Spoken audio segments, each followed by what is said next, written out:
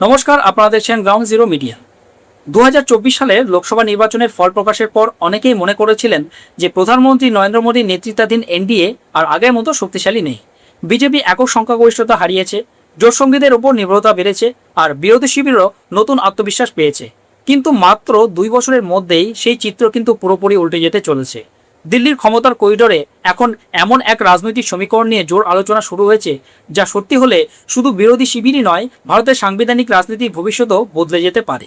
প্রশ্ন হচ্ছে, এনডিএ লোকসভায় ধীরে ধীরে কি এমন এক অবস্থানে পৌঁছে যাচ্ছে যেখানে বিরোধীদের সাহায্য ছাড়াই বড় বড় সাংবিধানিক পরিবর্তন করার মতো শক্তি তারা অর্জন করতে পারে? আর এই পরিবর্তনের কেন্দ্রে রয়েছে পশ্চিমবঙ্গ, তামিলনাড়ু এবং দিল্লির 3টি রাজনৈতিক বিস্ফোরণ। সবচেয়ে বড় ধাক্কা এসেছে তৃণমূল কংগ্রেসের ভিতর থেকে। সম্প্রতি লোকসভায় তৃণমূলের 28 জন সাংসদের মধ্যে অন্তত 20 জন স্পিকারকে চিঠি দিয়ে এনডিএকে সমর্থনের ইচ্ছা প্রকাশ করেছেন। এটি শুধু একটি দলবদল হবে না, বরং মমতা বন্দ্যোপাধ্যায়ের জাতীয় রাজনীতিতে সবচেয়ে বড় ধাক্কাগুলোর একটি হয়ে উঠতে পারে। কারণ দলত্যাগ বিরোধী আইনের হিসাব অনুযায়ী 28 জনের মধ্যে 19 জন সাংসদ একসঙ্গে অবস্থান বদলালে সেটিকে বৈধ বিভাজন হিসাবে স্বীকৃতি দেওয়ার সুযোগ তৈরি হয়। বিদ্রোহী শিবির দাবি করেছে তারা সেই সীমা অতিক্রম করেছে। যদি স্পিকার শেষ পর্যন্ত এই অবস্থানকে স্বীকৃতি দেন, তাহলে সংসদে বিজেপি বিরোধী সবচেয়ে শক্তিশালী কণ্ঠগুলোর একটি কার্যত দুর্বল হয়ে পড়বে। এই ঘটনায় এনডিএ সংসদীয় অঙ্কে বড় পরিবর্তন আনতে পারে। বর্তমানে শাসক জোটের শক্তি যেখানে 293 এর আশেপাশে, সেখানে তৃণমূলের ওই 20 জন সাংসদ যোগ দিলে সংখ্যা বেড়ে কিন্তু দাঁড়াতে পারে 313-তে। অর্থাৎ সাংবিধানিক সংশোধনের জন্য প্রয়োজনীয় 2/3 সংখ্যাগরিষ্ঠতার পথে অনেকটাই এগিয়ে যাবে সরকার। দিল্লির রাজনৈতিক বিশেষজ্ঞরা বলছেন এই কারণেই বিজেপি নেতৃত্ব এখন পশ্চিমবঙ্গের প্রতিটি রাজনৈতিক নড়াচড়ার দিকে কড়া নজর রাখছে। কারণ বাংলার এই সম্ভাব্য বিদ্রোহ শুধু রাজ্য রাজনীতির বিষয় নয়, এটি সরাসরি জাতীয় ক্ষমতার সমীকরণ বদলে দিতে পারে। কিন্তু গল্প এখানেই শেষ নয়। দ্বিতীয় বড় পরিবর্তন এসেছে দক্ষিণ ভারত থেকে। দীর্ঘদিন ধরে কংগ্রেসের অন্যতম শক্তিশালী মিত্র হিসেবে পরিচিত ডিএমকে সঙ্গে সম্পর্কের অবনতি বিরোধী জোটের ভিত নাড়িয়ে দিয়েছে। লোকসভায় ডিএমকের 22 জন সাংসদ রয়েছেন। যদিও দলটি এনডিএতে যোগ দেওয়ার কোনো ইঙ্গিত দেয়নি, কিন্তু সংসদীয় রাজনীতিতে সবসময় আনুষ্ঠানিক জোটই শেষ কথা নয়। অনেক সময় নির্দিষ্ট বিল বা সাংবিধানিক সংশোধনের ক্ষেত্রে ইস্যুভিত্তিক সমর্থনই সবচেয়ে বড় ফ্যাক্টর হয়ে ওঠে। যদি ভবিষ্যতে ডিএমকে কোনো গুরুত্বপূর্ণ বিলের ক্ষেত্রে সরকারের পাশে দাঁড়ায়, তাহলে এনডিএ শক্তি কার্যত আরও বেড়ে যাবে, আর তখন সাংবিধানিক পরিবর্তনের রাস্তা আরও সহজ হয়ে যাবে।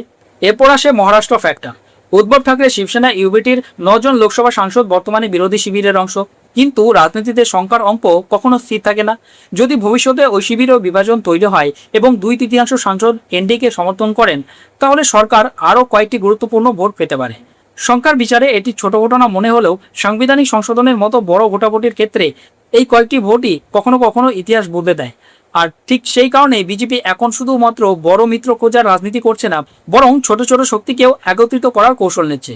এই পুরো সমীকরণের মধ্যে আরও একটি গুরুত্বপূর্ণ ইঙ্গিত পাওয়া গিয়েছিল চলতি বছরের এপ্রিল মাসে।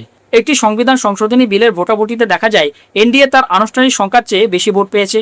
অর্থাৎ সরকার ইতিমধ্যেই জোটের বাইরে থেকেও কিছু সংসদদের সমর্থন পাচ্ছে।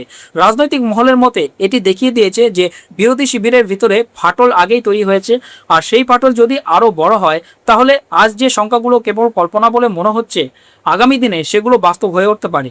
অর্থাৎ বিজেপির সামনে এখন লক্ষ্য একটাই, একজন বড় মিত্র নয়, বরং বিভিন্ন ছোট উৎস থেকে ধাপে ধাপে সমর্থন সংগ্রহ করা।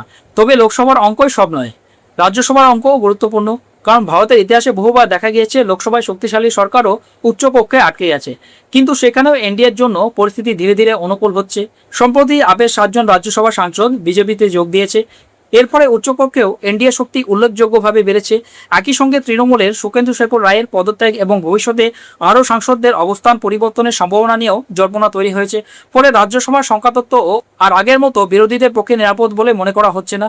সবচেয়ে বড় প্রশ্নটা কংগ্রেসকে ঘিরে। 2024 সালে যে এনডিএ জোট বিজেপির বিরুদ্ধে একটি বড় বিকল্প হিসেবে আত্মপ্রকাশ করেছিল, তার 3টি প্রধান স্তম্ভ ছিল তামিলনাড়ুতে ডিএমকে, পশ্চিমবঙ্গে তৃণমূল এবং দিল্লি পাঞ্জাবে আপ। আজ সেই 3টি স্তম্ভই হয় দুর্বল, নয়তো আগের অবস্থায় নেই। ফলে কংগ্রেস ক্রমশ একা হয়ে পড়ছে, আর এখানে লুকিয়ে আছে ভবিষ্যতের সবচেয়ে বড় রাজনৈতিক রহস্য। 2024 সালে যে নির্বাচন বিজেপির সংসদীয় আধিপত্য কমিয়ে দিয়েছিল বলে মনে করা হয়েছিল, সেই নির্বাচনের মাত্র 2 বছর পর কি বিরোধী শিবিরের ভাঙনই আবার বিজেপিকে এমন এক শক্তিশালী অবস্থানে নিয়ে যাবে, যেখান থেকে তারা ভারতের রাজনৈতিক ও সাংবিধানিক কাঠামোয় বড় পরিবর্তনের উদ্যোগ নিতে পারবে? দিল্লির করিডোরে এখন সবচেয়ে বেশি আলোচনা হচ্ছে এই প্রশ্ন নিয়ে। কারণ ইতিহাস বলছে অনেক সময় সরকার নির্বাচন জিতে যতটা শক্তিশালী হয়, তার চেয়েও বেশি শক্তিশালী হয় বিরোধীদের ভুলের কারণে। আর এই পুরো বিষয় নিয়ে আপনার মতামত কি, কমেন্ট বক্সে অবশ্যই জানান।